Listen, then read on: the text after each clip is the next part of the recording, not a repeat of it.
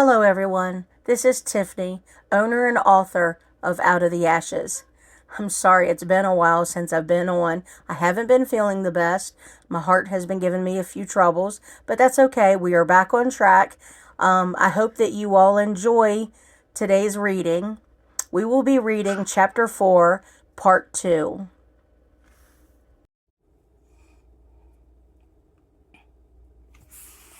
When Ziggy got older, he flourished in caring for the animals in the forest that were young and separated from someone else to protect them.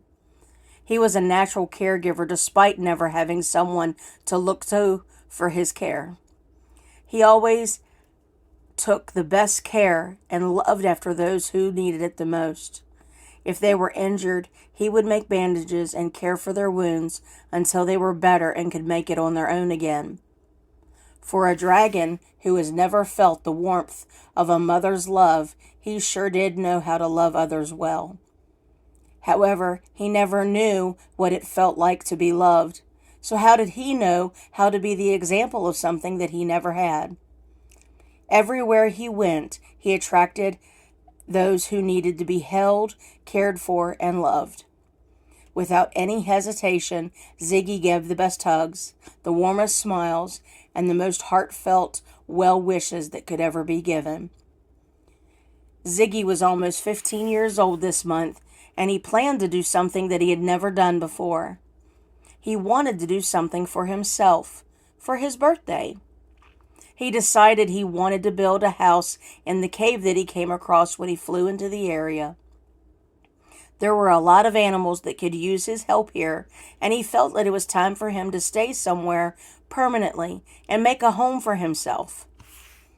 There was an underground cavern near the waterfalls, and he was going to go and look them over later that day when he was finished up with some of his new friends who needed his help, which wouldn't be too long because he was anxious to get settled into his new home. He had grand ideas. He had never done this before, had a home. He was just always moved from place to place and laid wherever he felt was convenient and safe for him to lay his head at night. So when he landed here, he felt like this was a good place as any for him to make his home. He had a place to live, some animals who needed him, and he liked the surrounding area.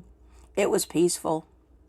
Once he looked over the cave by the waterfalls, and once he felt that they were okay, he would begin to make this new area his new home.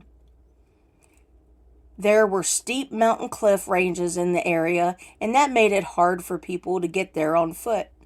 So he felt pretty safe and comfortable that those mountain ranges would be the perfect place for him to fly and hunt without worrying about people. Many goats and bears and deer were in those hills, so the food wouldn't be an issue.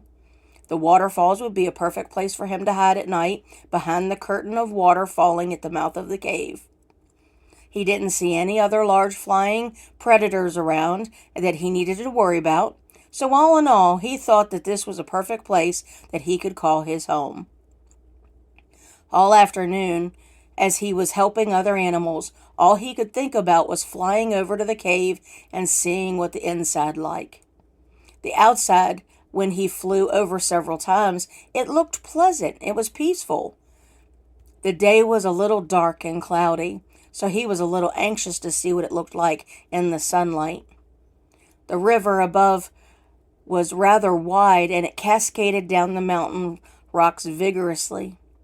The mountain of the cave was hidden beautifully by the tree vines and the lush flowering wildflowers that flowed down the falls. The falls rocks were moist with moss and greenery, a perfect landscape for him to get nutrient-rich bandages for his friends that were in need.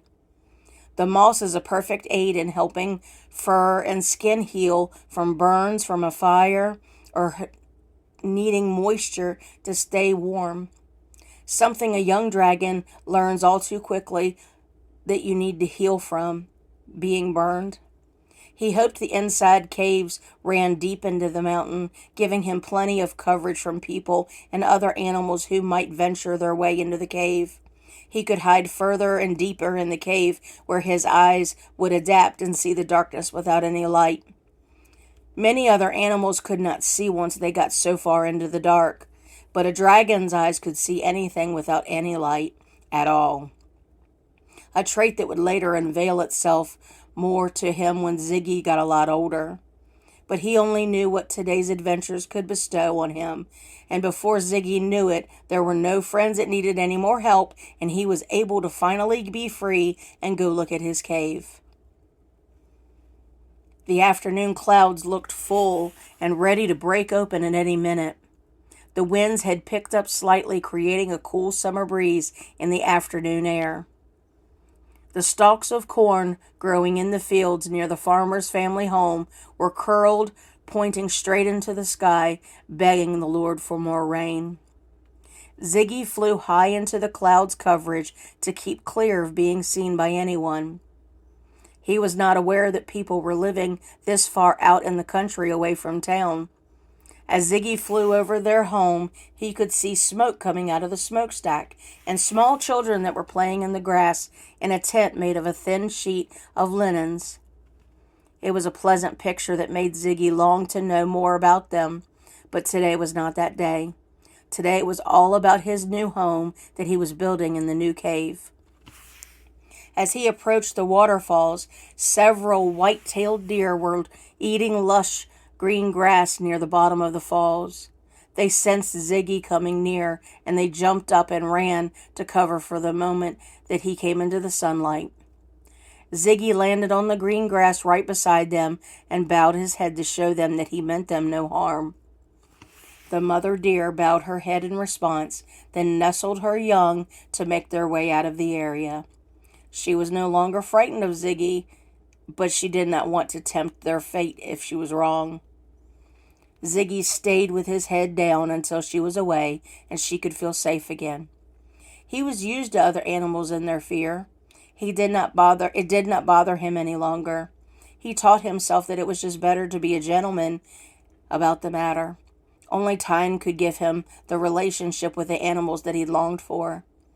One that was built with trust and hope for a future, with them working together for the greater good.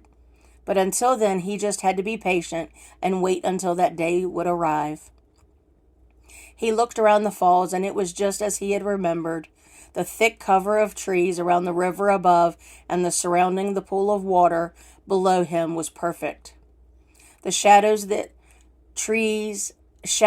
the trees created were a safety that all dragons knew too well. The shadows of the forest provided them with a secret spot in the forest that kept them away from harm. Ziggy learned how to hide from other animals in the forest when he was growing up. People were not unfamiliar with danger in the forest, but the smaller animals showed Ziggy that they didn't always have to run away, but they could be out in the open and still get away from them. They showed him that they could just hide in the darkness until the people gave up and went on about their way in search of bigger animals. Ziggy was used to being in the dark shadows. He felt safe there. Ziggy spread open his wings and flew up into the opening of the cave in the mountainside. The water that was falling with a thick blanket covered the mouth of the cave, and that excited Ziggy. That meant that the caves were dark inside, and it would give him safety that he wished for his home. The opening was a jagged hole, sharp with breaks of limestone and slick with moss from the water that was falling from above. Ziggy pushed through the water to unveil the inside. And as soon as his eyes adjusted, Ziggy could see that the cave was indeed large, with hollowed-out rooms deep into the mountain. He could only imagine the fire that was burning in the deep cave that would provide warmth for him when he needed it. He wished that he could imagine a female dragon that would fall in love with him and who would be with him to have little dragons running through the large cave, calling this their home too, calling out to them, "Mother, Father." How could he see them? He could see them be safe and see them being protected from harm. He could see them all happy and loved. He wasn't sure if there was such a reality that a female dragon that would ever love him like that. He didn't know if she even existed, maybe only in his dreams, but he could pray. He could pray for her. Ziggy has only ever had to hope and look forward is to the future. It's the only thing that has kept a future in his life. He has always carried the hope that in this future there would be a family, that there would be others out there that would love him and who missed him, someone who never wanted to be away from him. There was always hope that he would no longer be alone and without a point to his life. He had a hope that in this future he would have a day, that one day he would have everything and he had never had when he was growing up. Love, joy, peace. Hope gave him all of those things. He took a few steps to exit the cave and he heard noises below. He got close to the curtain of water, hoping to see who was outside. There were people down by the pool of water, and he could see their shapes, but he could not see details about them. The best that he could see was that they were filling containers on their horses full of the pool's water and reattaching the containers to the seats of the horse. He wasn't sure how long they were going to be there, so he sat down a little deeper into the cave just in case they decided to come inside. He wished that this was already set up as his home because the floor wouldn't be so cold right now. He had forgotten how cold stone could be when it was in the dark in the caves. He breathed deeply in his front claws. His breath was warm because of his inner fire.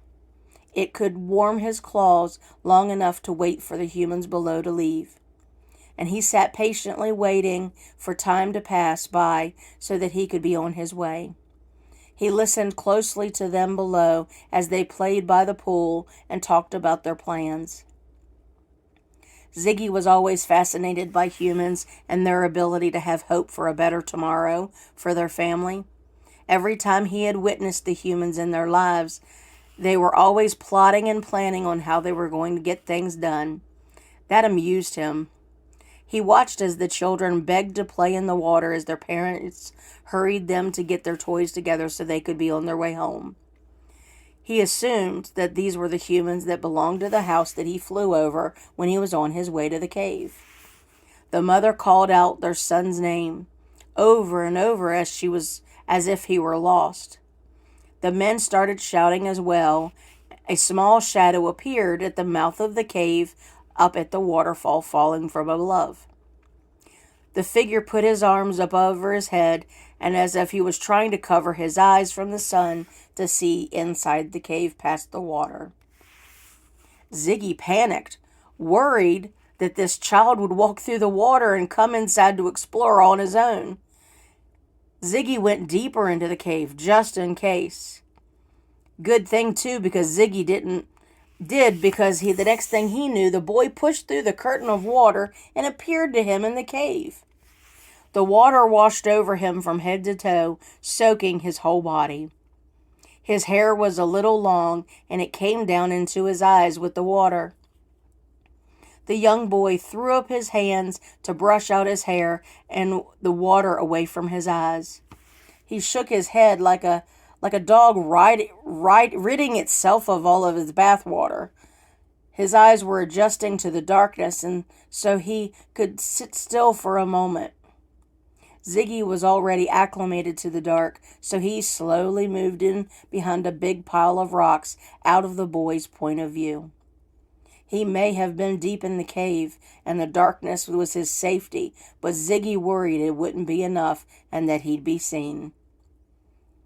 "Aaron! Aaron! Where are you?"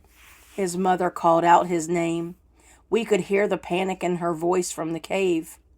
The little boy knew that she was worried too, because he went to the mouth of the cave and called down to her to ease her screams. It only made things worse because then she screamed louder at him to get down from the top of those rocks and get out of the waterfalls. He was more disappointed, but he wanted to explore the cave some more. But he knew that his mother was not going to allow that to happen.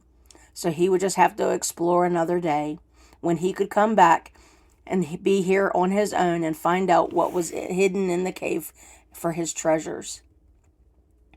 Aaron turned and looked back into the cave, and Ziggy could see the longing on his face.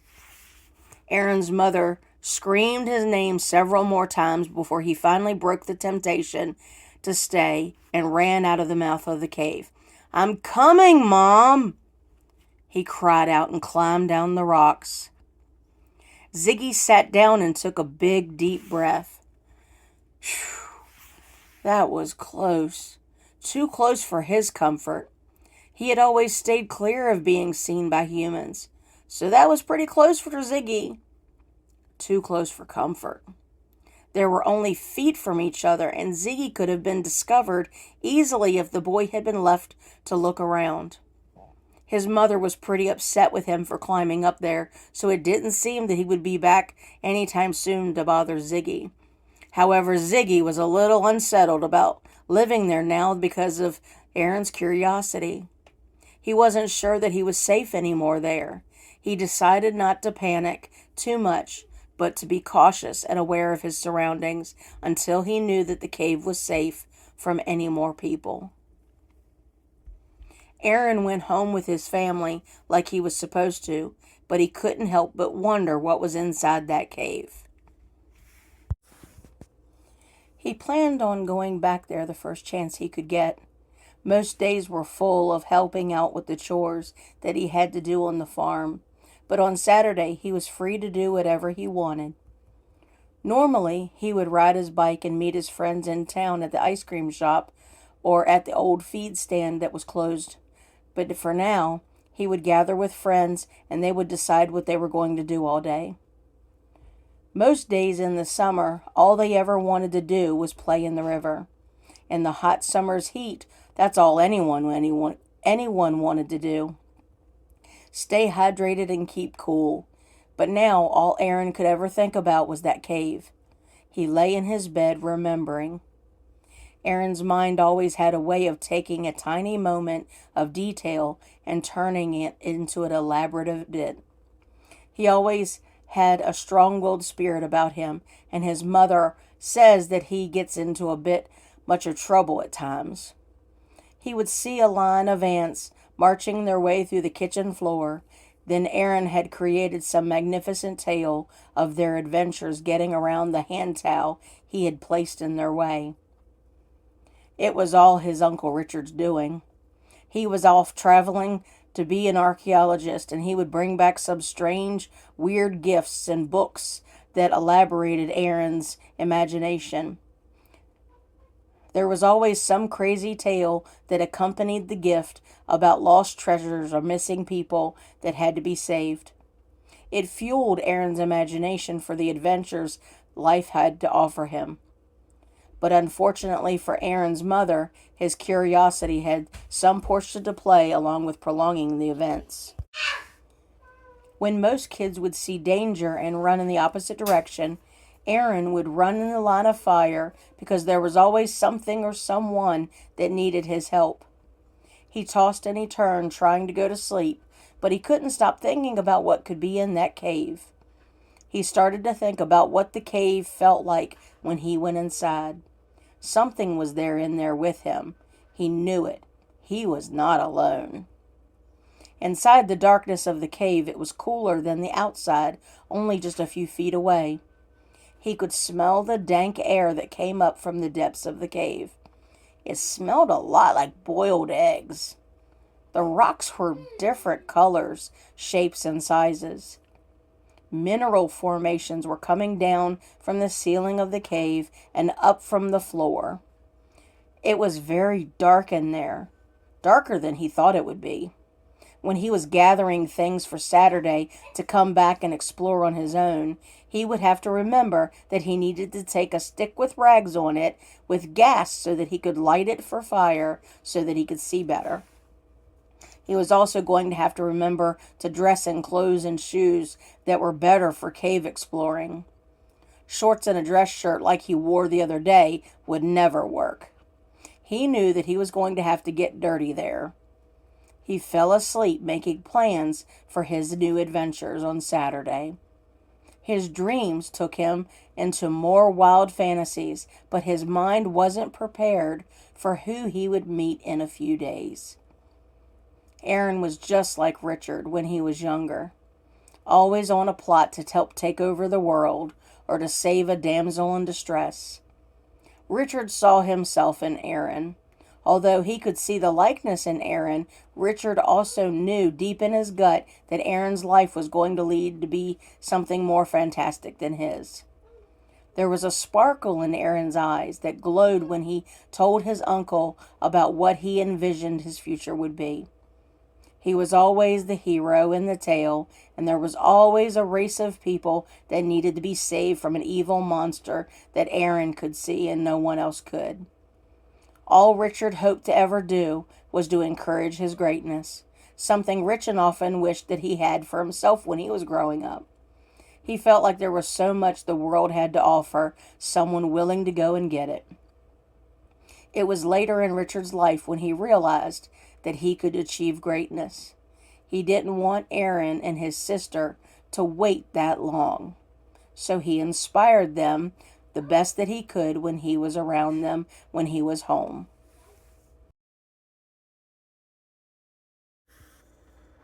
Hello everyone, this is Tiffany, owner and author of Out of the Ashes. I'm sorry it's been a while since I've been on. I haven't been feeling the best. My heart has been giving me a few troubles, but that's okay. We are back on track. I hope that you all enjoy today's reading. We will be reading Chapter 4, Part 2. Now, of course, this isn't a real dragon egg. You'd have to go pretty far to find one of those. However, what we can create today is fun in the kitchen with you and the kids. So make sure to have these ingredients on hand when you're getting ready to make them. Also, if your kids can't handle the spicy jalapeno pepper inside, please make sure to switch out the jalapeno pepper for aroma tomato. That will give them still having the fun, wonderful meal, but not have all the spicy kick at the end. Also, if you'd like to get a hold of today's recipe, please go to our website at www.mark413.com. When you go to the Out of the Ashes books webpage, you will see there's a request form at the bottom to request the recipe. You can get that via email. And that concludes this week's reading of Out of the Ashes. I want to pray for you this week, so please send me a message or write in the comments below how I can pray for you this week. And as always, I pray that the Lord may bless you, He may keep you, may that He make His face shine upon you, and that He keep you safe. I hope you all have a wonderful week, and I will see you next week. Thank you. Bye-bye.